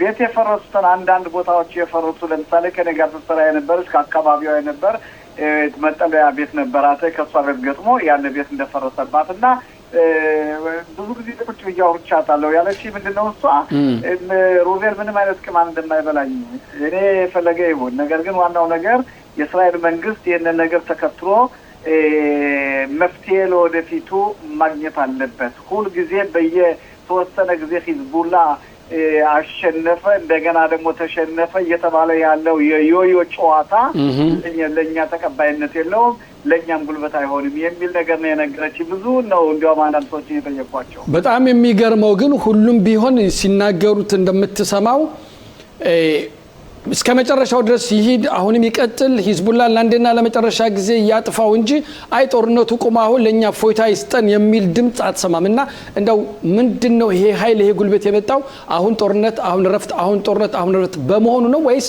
ከየት ነው ይሄን ኃይል የሚያገኙት? ይሄንን ኃይል ያገኙት በተለይ ከኛ ድክመት ነው። ምንድነው የኛ ድክመት? በመሪዎቻችን ያለው የኦፖዚሽን እና የኮአሊሽን የሚባል የአንዱ ባንዱ የሚለውን መናኮትና አለመስማማት ለሀገሪቱ ጉልበት አለመኖሩን ስለተመለከቱት እኛ ራሳችን በእነሱ መሆን የለብንም፣ እኛ ማሳየት አለብን፣ እንደነሱ መናኮት የለብንም የሚል ሀሳብ ነው ያላቸው። በምታይበት ጊዜ አብዛኛውን ጊዜ አሁን ያለው መንግስት በቢንያሚን ኔታንያሁ ያለው መንግስት ለምሳሌ ቃል ገብቶ ቃሉንን በደንብ አድርጎ ሳያደርግ ይቀር በሚልበት ጊዜ ይሄ ያለው ተከታታይ ነዋሪው ህዝብ ድክመት ያሳያል። ይሄ ነገር ስለተረዱት ማንም የተቃዋሚ ክፍልም ሆነ የገዳፊ ክፍልም ሆነ የፈለገውን ይናገር ቦታችንን የሚለው ይሄ ነው ጉልበት የሰጣቸው። ተባላለን በማንም ሊያምኑ ፍላጎት የላቸው። በእውነት በተቀናቃኝ ፓርቲዎች መካከል ያለው በተለይ አሁን ጦርነቱ እንደው ጠቅላላ አድርገን ስንመለከተው በጦርነቱ ዙሪያ ያላቸው አመለካከት አንዳንዴ እንዴት ነው በዚህ ጦርነት ላይ ከስረናል፣ በዚህ ጦርነት ላይ ምንም ድል አላገኘንም፣ በዚህ ጦርነት ላይ አላማ ብለን ይወሰርናቸው በተለይ መንግስት አላማ አድርጎ ይወሰዳቸው ከነዚህ አላማዎችም አንዱንም ግቡን አልመቱም እየተባለ የሚነገረው ነገር እንደው በጠቅላላ አድርገን ስታየው አንተ እንዴት ምን ይሰማሃል? እንደው በመጀመሪያ ደረጃ ካሁን ቀደም የነበረችው ኢራን የድሮቱ ኢራን አይደለችም። ሂዝቡላ የድሮ ሂዝቡላ አይደለም። ፑቲን የድሮ ፑቲን አይደለም። ሐማስ የድሮ ሐማስ አይደለም። ይሄንን የሆነ ጥሩ እንደገና ይሄንን የመሰለው ውጤት በሌላ አይነት አይተው በሚናገሩበት ጊዜ በተለያዩ ሚዲያዎች የጠላትን ሀገር ጉልበት የሚሰጡ ሁኔታ ነው። ስለዚህ ከዚህ ነገር በተቻለ መጠን ከዚህ ነገር እነዚህ ተቃራኒ ክፍል የሆኑ በሙሉ ከዚህ ነገር መቆጠብ አለባቸው። ይሄ የሀገራችን መድከም የሚያሳይ ሁኔታ ነው። ስለዚህ ማየት ያለብን ምንድነው አሁን በተቻለ መጠን አሁኑ ሰዓት የግራ ክንፍ የቀኝ ግፍ የሚለው ሁኔታ አይደለም፣ ወይንም ደግሞ ድምፅ አገኛለሁ መሯሯጥ ሳይሆን ሀገራችን እናገኛለን፣ ሀገራችን እንጠብቃለን የሚለውን ነገር ይዘው ቢሄዱ እጅግ በጣም ያስፈልጋል ብዬ ነው እንግዲህ ለመሪዎቻችን የማቀርበው ሀሳብ ይሄ ነው። አመሰግናለሁ ሮቤል መሸሻ መምሩልሻ። አንተም እንደ ሌሎች እንደ በተለይ በሀገራችን በሰሜኑ ክፍል አንተም እንደ ወርቅዬ ተካ የምትሰጡት አስተያየት የምትሰጡት ድጋፍ ለማህበረሰባችን በእውነት በዚህ አጋጣሚ ላመሰግናቸው እወዳለሁኝ። እግዚአብሔር እናመሰግናለን። ተዳድሩ ነበር። በዛን ጊዜም ከእስልምና እምነት ተከታዮች ከመጡት ጋር በመደባለቅ ብዙሃን የመሆን ደረጃ ላይ ለመድረስ እየተቃረቡ ነው። በዚህ ምክንያትም በይሁዳውያን ላይ ያላቸው ጥላቻ በከፍተኛ ሁኔታ እየጨመረ ነው። በተለይም ፈረንሳይ፣ ቤልጂክ አካባቢ ብዙዎች ከሰሜን አፍሪካ የመጡ የእስልምና እምነት ተከታዮች ስላሉ፣ ከምዕራብ አፍሪካ የመጡ የእስልምና እምነት ተከታዮች ስላሉ በይሁዳውያን ላይ ከፍተኛ ችግር እየተፈጠረ ነው። በዚህ ምክንያት ነው አውሮፓ በአሁኑ ወቅት መልኩን ለውጧል። አውሮፓ በአሁኑ ወቅት ለይሁዳውያን በሰላም የመኖሪያ ቦታ አይደለም፣ ስለዚህ ወደ እስራኤል መምጣት ይገባቸዋል እየተባለ ከፍተኛ ቅስቀሳ የሚደረገው። ከዛ አልፎ ተርፎ አንተ እንደምትለው በወቅቱ ማለትም በ1945 ዓመተ ምህረት ድረስ በናዚነት ጀርመን የነበሩ ከዛም የልጅ ልጆቻቸው የአባቶቻቸውንና የአያቶቻቸውን ፈለግ ተከትሏል የሚለው የሚያስገርም ሆኖ ሊገኝ አይችልም። ምክንያቱም ተስፋዬ በአንድ በኩል ከፊሎቹ ይቅርታ የመጠየቅ ሁኔታም ሲፈጥሩ ታይተዋል እስራኤልን ድረስ እየመጡ፣ ከፊሎቹ ግን ቀኝ አክራሪነት፣ እነዚህ ቀኝ አክራሪዎች ናቸው እንጂ የሃይማኖት ጉዳይ አይደለም እነሱ የሚረብሻቸው። ስለዚህ ይህን መንገድ ሊከተሉ ይችላሉ። ከፍተኛ ስጋት አለ ብዬ የማስበው ተስፋዬ በእነሱ ሳይሆን እነሱ ብዙም አይደሉም ነው የሚባለው፣ በእነሱ ሳይሆን በእስላም አክራሪዎች ነው። ከብዙ ቦታዎች ከተጠራቀሙት እስላም አክራሪዎች አውሮፓ ማዝለቅለቃቸው ይኸው ኒውዮርክ ከንቲባው እስላም ሆኖቶች ሞይለ የለንደን ከተማም ከንቲባ እስላም ናቸው። አዎ በሚገርም ሁኔታ ነው። እስኪ እኔ እንኳን መጠየቅ የምፈልገው ተስፋዬ ነው። ተስፋዬ በተለይ ይህን ቀን በማስመልከት ቀደም ሲል እንደተናገርከው ዛሬ ምሽት ከተማሪዎች ጋር መታሰቢያ ቀኑን ስነ ስርዓት እንደምታካሄዱ ነግረናልና በአሁኑ ሰዓት ወጣቱ ይሄ ነገር እንዴት ነው? በተለይ ደግሞ ይህ መገናኛ መረቦች በተለይ በእጃችን በስልካችን ላይ ብዙ ነገሮች አሉ። በተለይ ደግሞ አሁን ዘመን አመጡሽ ቲክቶክ የሚባል ነገር የቲክቶክ ወጣቶች የሚል ስም ሁሉ ቅጽል ስም የተሰጣቸው ነው ወጣቱ ይህን ጉዳይ ለዚህ ጉዳይ ትኩረት ሰጥቶት በእውነት በዛን ወቅት በዛ ሰዓት ምን ተፈጠረ እንዴት ነበረ ብለው የዚህን የመከታተሉ አቅማቸው ፍላጎታቸው ምን ያህል ነው? አዎ በጣም ጥሩ ጥያቄ ነው አይቸው። በእውነት ያለንበት እንግዲህ የዚህ ትውልድ ዘመን የቴክኖሎጂ ዘመን ነው። ቢሆንም ግን በዚህም በቴክኖሎጂው የሚጠቀሙት ብዙውን ጊዜ እንደውም አንዳንድ ጊዜ ከኛ በልጠው ወይም ከአስተማሪዎች በልጠው ቀድሞ የሚቀርቡት ምንድነው ታሪክን የበለጠ የማወቅና በአሁን ሰዓት እንደውም አንዳንድ ወጣቶች ከሌላ ሀገር ወጣቶች ከአውሮፓ ወይም ከተለያዩ ሀገራት በእስራኤልና በአሁን ባለው ተጨባጭ ሁኔታ እንዲህ አይነት እንዴት ነው እስራኤልን የበለጠ ነገሮችን የማስረዳትና ሁኔታውን እንዴት እንደሆነ የደረሱበት ሁኔታም አለ። ይሄንን ካልን በኋላ እኛ ደግሞ ያው እንደ አስተማሪነታችን ምንድነው የምናደርገው በተለያዩ እንደዚህ ዛሬ ማታ እንደሚደረገው ወይም ደግሞ ነገ ጠዋት ደግሞ በየትምህርት ቤቱ እንደ ይሄ ስነ ስርዓት ይካሄዳል እና ወጣቱ በአሁን ሰዓት በእውነት በሞራል ላይ ያለ ነው። እንግዲህ ያለንበትም ሰዓት የበለጠ ሞራል ውስጥ ከቷቸዋል። ብዛት ያላቸው እንደውም አሁን የ12ኛ ክፍል መልቀቂያ አሁን የሚጨርሱት በአሁኑ አመት ብዛት ያላቸው በእውነት በሞራል ነው ወደ ውትድርና የሚሄዱት እና ብዙ ጥያቄ ያላቸው እነዛን ጥያቄዎች ደግሞ ያው በእኛ በኩል መልስ እያገኙ ነው። ሁሉም በአሁን ሰዓት በጣም እንዴት ነው የሀገር ፍቅር ያላቸው ሞራል ያላቸው ናቸው። በቴክኖሎጂም ቢወጠሩም ግን በዛ ቴክኖሎጂ ብዙ ትምህርት ነው እንጂ የሚያገኙት በሌላ ነገር አይደለም። እኛም ያው ያለንን ስራ እየሰራን ነው አይቸው። አመሰግናለሁ ተስፋዬ። ፋሲል ቀደም ወደ ጠየቁ ጥያቄ ልመለስና ዓለማችን በአሁኑ ሰዓት ከዚህ ጭፍጨፋ ምንም የተማረው ነገር የለም። ያም ብሎ እንግዲህ ዞሮ የሚያገናኘው በጦርነት ነው። ጦርነት ዛሬ አውሮፓ ውስጥም ጦርነት አለ፣ እዚህኛ ጋርም ጦርነት አለ፣ አፍሪካ ውስጥም ጦርነት አለ። ምንድነው እኛ ያልተማርነው ወይም ከዛ ልንማር ያልቻልንበት ምክንያት ምንድነው? አሁንም ጦርነት ውስጥ የምንገኘው? ኦኬ አይቶ ጦርነት እንግዲህ ጦርነት የሰው ልጅ ከተፈጠረ ጊዜ ጀምሮ የነበረ ነው። ጦርነት የበላይነትን ለመፍጠር የሚደረግ ጥረት ነው። እኩል ደረጃ ሲደረስ ደግሞ ተስማምቶ መኖር የሚቻልበትን መንገድ የመፈለጊያ ዘዴ ነው። ከጦርነት በኋላ ሰላም ይመጣል ጊዜ ሁላችንም እንደምናውቀው። ይህ በተፈጥሮ ያለ ነገር ነው። ችግሩ ጦርነቱ ሳይሆን ችግሩ አይቸው ቅድም ተስፋ የጠየቀው ጥያቄ ላይ የተወያየንበት ጉዳይ ነው። ችግሩ አንዱን ዘር አጠፋለሁ ማለቱ ነው። መዋጋት፣ መሬት መቀማት፣ ራስን ከላይ ሆኖ ማስተዳደር ይቻላል። ነገር ግን ዘር ሙሉ ለሙሉ አጠፋለሁ እንበል። ቱርኮች በአንደኛው ዓለም ጦርነት ጊዜ ሌላውን አሁን ይወቅሳሉ እንጂ በብዙ ሚሊዮን የሚቆጠሩ አርመናውያንን ጨፍጭፈዋል። እስካሁን ድረስ እምነትም አልሰጡም እነሱ። ምንም ነገር የለም። እንዳውም ውይይት በሚደረግበት ጊዜም ወቀሳቸው መከራ ነው። ለምን እንደዚህ ውይይት በእኛ ጉዳይ ተደረገ በማለት ኢትዮጵያ ድረስ ታውቃለህ፣ ኢትዮጵያ ድረስ በስደት የሄዱ አርመኖች ነበሩ። ኦኬ አሁን ከሶሪያም በስደት አዲስ አበባ እንደገቡት ሁሉ እና ዘርን አጠፋለሁ። ኢራኖች አሁን በእኛ ላይ እንደሚሉት ሙሉ ለሙሉ ጠራርገን ሜዲትራኒያን ባህር እናስገባለን። እንደነዚህ አይነት ጉዳዮች የቀኝ ክንፍ ርዕዮተ ዓለም ከመሆናቸው በተጨማሪ በአሁኑ ወቅት ግን እስልምና እምነት ላይ ሃይማኖት ላይ የተመረኮዙ ስለሆኑ የእስልምና ሃይማኖት ምንጊዜም እነዚህ አክራሪዎች የሚያደርጉት የግዴታ የክርስቲያኑን ወገን ማሸነፍ አለብን፣ የግዴታ የይሁዳውን ወገን ማሸነፍ አለብን፣ የግዴታ የቡዲስቱን ማሸነፍ አለብን፣ ኢንዱን ማሸነፍ አለብን። አሁን ለምሳሌ በህንድና በፓኪስታን መካከል ከፍተኛ ጠብ አለ።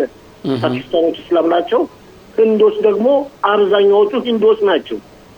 እስላሞችም አሉ፣ እንዲሁም ከዛ በኋላ ክርስቲያኖችም አሉ። ስለዚህ ዘር የማጥፋት ጉዳይ የጦርነት መንስኤ መሆኑ በጣም ነው የሚያሳዝነው። እስቲ አሁን ደግሞ ገልበጥ አድርጌ ወዳለንበት ተጨባጭ ሁኔታ ልመለስና አይቸው ጥያቄ ካለ መጠየቅ ይችላል። አሁን ለምሳሌ በሊባኖስ ስላለው ተጨባጭ ሁኔታ ከሚቀጥለው ከአቶ ወርቄ ተካ ጋር ከምታደርገው ውይይት የተያያዘ ነው። ሊባኖስ ተመልካቾቻችን ጦርነቱ እንደቀጠለ ነው። እስራኤል በቀጥታ ከሊባኖስ ጋር ድርድር የሚል ሁኔታ የተጀመረበት ሁኔታ አለ። ይሄ እውነት ሊባኖስ ሂዝቡላን ገለል ካደረገች ከሊባኖስ ጋር ምንም ብዙ የሚያጣላን የሚያጨካጨቅ ነገር የለንም አይደል? ምንም ነገር አይቸው ትላንት ተስፋዬ የሚያስታውሰዋል። ትላንት ውይይት አድርገን ነበር ከተስፋዬ ጋር በዚህ ጉዳይ። ምንም በሊባኖስና በእስራኤል መካከል ምንም አይነት ጠብ የለም። የድንበር ጉዳይ እንኳን አንድ ቦታ ላይ ብቻ ነው ጥያቄ ያለው። ዛሬ አንድ የእስራኤል የታመነ የዜና ምንጭ ጉዳይ ሚኒስትር እንደተቆመው ከሆነ አይቼውም ተስፋዬ ያለው ምንድነው እኛ ከሊባኖስ መንግስት ጋር ጠብ የለንም በሁለትና በአንድ ወር ውስጥ ስምምነት መፈራረም እንችላለን ያለው የሚገርም ነው። ግን ትልቁ ነቀርሳ የሂዝቦላ ድርጅት ነው። የሺ እምነት ተከታዮች ናቸው። እነሱ ደግሞ ከሊባኖስ ህዝብ ከ130 እጁ ናቸው። በፊት አናሳ ነበሩ፣ አሁን አብዛኛው ለመሆን እየተቃረቡ ነው። ስለዚህ እነሱ የኢራን ጀሌ ስለሆኑ ወይም የኢራን ተከታይ የኢራን ታዛዥ ተከታሪ ስለሆኑ እምነታቸውም ከኢራን ጋር ከሺ እምነት ጋር አንድ ስለሆነ ወንድማማችነት ሁኔታ አለን ብለው ስለሚያምኑ በፍጹም የሊባኖስ መንግስት የሚወስደውን እርምጃ ሊቀበሉ አልቻሉም። ይሄው ለምሳሌ ጠቅላይ ሚኒስትሩ ነዋፍ ሰላም ሱኒ እስላም ነው። አሁን ለምን ይህ ድርድር ማክሰኞ ተቀጠረ በማለት ሰላማዊ ሰልፍ እያደረጉበት ነው። ሺዎች ነው ማለት ሰላማዊ ሰልፍ እያደረጉበት ከስልጣን ልቀቅ እያሉት ነው። ይሄ ማለት እንግዲህ መፈንቅለ መንግስትም ለማድረግ ወደ ኋላ አይሉም። ሎሮ እንደውም አይቼው አንተም ሚልዌም ወይም ተጠባባቂነት በነበርክበት ጊዜ እስራኤል በ10 ደቂቃ ስለኛ 10 ደቂቃ ውስጥ 200 አካባቢ ትልልቅ የሂዝቦላ ድርጅት አዛዦች ከሌፍተናንት ኮሎኔል ማዕረግ ጀምሮ እስከ ብርጋዴር ጀነራል ማዕረግ ድረስ በ10 ደቂቃ ውስጥ እርምጃ ወስዳባቸዋለች። አንደኛው እርምጃ ከወሰደችባቸው እርምጃዎች ምክንያት መፈንቅለ መንግስት ሊያደርጉ ሲጠነስሱ ነበርም በማለት እንደሆነ የታመኑ ዜና ምንጮች እየጠቆሙ ነው። የሚገርም ነው። ተስፋዬ ኦኬ፣ የኔ ጥያቄ ፋሲል እንግዲህ ጠቅላይ ሚኒስትር ቢንያሚን ኔታንያሁ ትንሽ ደስታ በተሞላበት ያው የሜጀር ጄኔራል ጎፍማን ለሞሳድ ዳይሬክተር ዋና ዳይሬክተር እንዲሆኑ ሾመዋል። እንደው ለተመልካቾቻችን ለመግለጽ ያህል ማን ናቸው ጄኔራል ጎፍማን? ኦኬ ጥሩ ጥያቄ ነው። ሜጀር ጀነራል ሮማን ጎፍማን በአሁኑ ወቅት የጠቅላይ ሚኒስትሩ ወታደራዊ ጉዳይ አማካሪ ናቸው። ወይም እንዳባባላችን ተመልካቾቻችን ጸሐፊ ተብለው ነው የሚጠሩት። የጠቅላይ ሚኒስትሩን ጽሕፈት ቤትና የመከላከያውን ኃይል የሚያገናኙ ናቸው። መከላከያ አባል ናቸው። እንግዲህ እስካሁን ድረስ 2 ዓመት ነው እንደመስለኝ ከሆነ 3 ዓመት ያህል ካገለገሉ በኋላ ተመልሰውም ወደ መከላከያው ኃይል ሊመለሱ ይችላሉ። ግን ከዛ በፊት አስቀድሞ ጠቅላይ ሚኒስትሩ 2 ዓመት ያህል አብረዋቸው ስለቆዩ ስራቸውን ስላዩ ተግባራቸውን ስላዩ በአሁኑ ወቅት በስልጣን ላይ ያሉት የሞሳድ አዛዥ ዳንኤል በዳቪድ በርኔያ የፊታችን ሰኔ ወር ስራቸውን መጨረስ ስላለባቸው የተወሰነ ዓመት ነው ያገለግሉት። ስለዚህ አዲስ አዛዥ ስላስፈለገ ብዙም ሳያመነቱ ጠቅላይ ሚኒስትሩ ሜጀር ጀነራል ሮማን ጎፍማንን አዛዥ አድርገው ወይም ዋና ዳይሬክተር ቅድም እንደጠቀስከው አድርገው ሾመዋል። እንግዲህ ከ2 ወር እና 1 ወር ተኩል በኋላ ስራ ይጀምራሉ ተብሎ ይጠበቃል።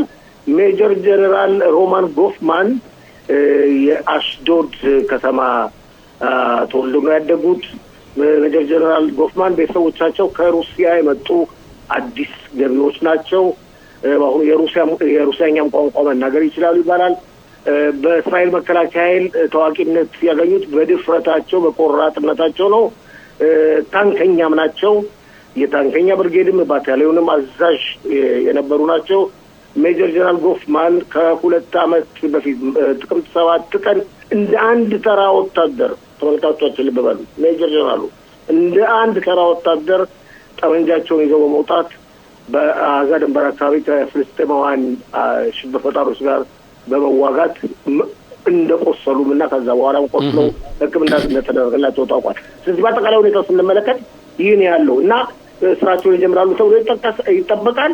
እንደተለመደው የግራ ክንፍ ተቃዋሚዎችም ምናልባት ከፍተኛው ፍርድ ቤት አቤቱታ ሊያቀርቡ ይችላሉ። ግን ይህንን ጉዳይ የሚመለከተውና የሚያጸድቀው ኮሚቴ አይቶ አጽድቆላቸዋል። ትናንትም ጠቅላይ ሚኒስትሩ ፈርመዋል።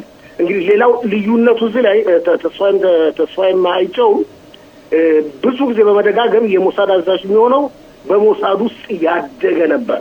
ብዙ ጊዜ ግን አሁን አልፎ አልፎ ተለምዷል። ይህ ሁኔታ ከመከላከያ ኃይልም ወይም ከውጭም በማምጣት አዛዥ ተደርጎ እየተሾመ ነው።